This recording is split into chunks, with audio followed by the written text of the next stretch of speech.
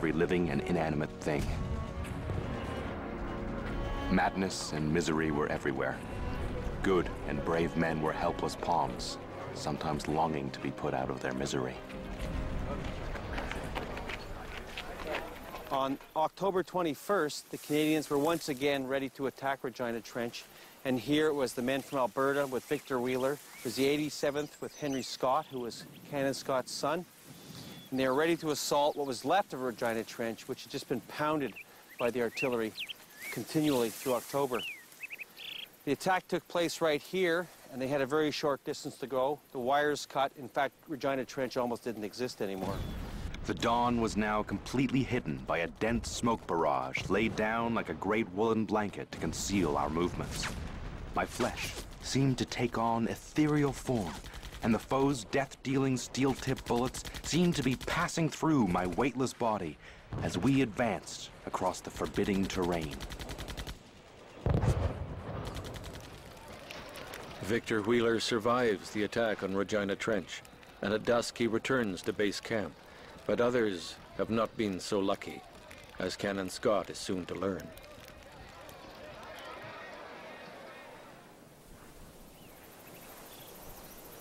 I heard a knock on the door, and there stood an old man with a letter in his hand. He handed me the letter, and then, taking my hand, he said to me in French, "My brother, have courage. It is very sad." At once the truth flashed upon me, and I said, "My son is dead." The old man shook my hand and said again, "Have courage, my brother." This whole section along here was taken on that morning. Unfortunately, one of those killed was Henry Scott, Canon Scott's son, and one of the most moving memoirs discusses Canon Scott coming here to try to find his son's grave right in this field.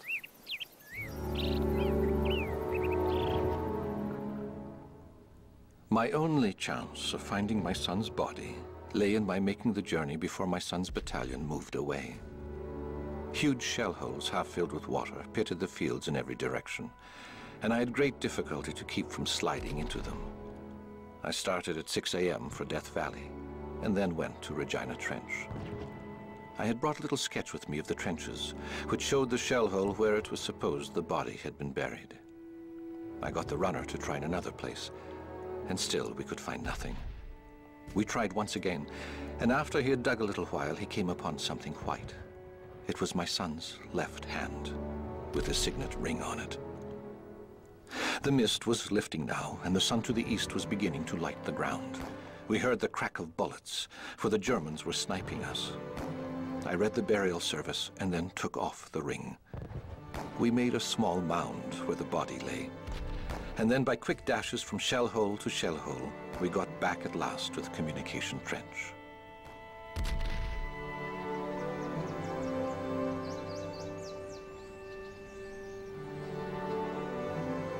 In the 5-month Battle of the Somme, it is estimated the Germans suffered as many as 500,000 casualties. Sir Douglas Haig declares himself very pleased with such a result. In their few weeks on the Somme, the Canadians have suffered 25,000 dead, wounded, and missing for an advance of just 4 kilometers. After the war, they brought in a lot of isolated graves from the battlefields of Regina Trench and Desire Trench, and amongst the graves they found were the remains of Piper Richardson. Richardson had last been seen going back into Regina Trench to retrieve his pipes, and he'd never been heard of since.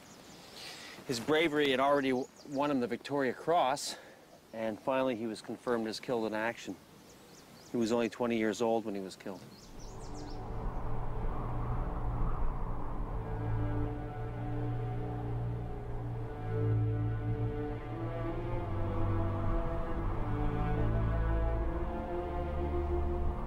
It is often said that what happened at the Somme was the beginning of the end of the British Empire.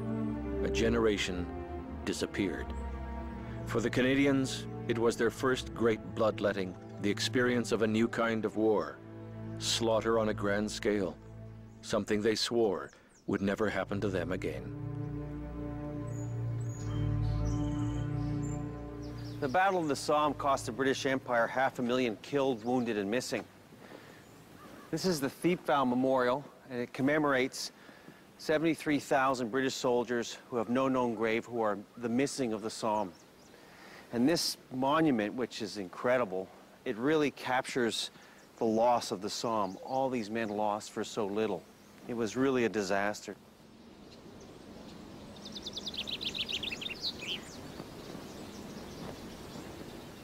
Well, there's going to be a lot more battles in the First World War like the Somme. And unfortunately, the generals have yet to learn their lessons.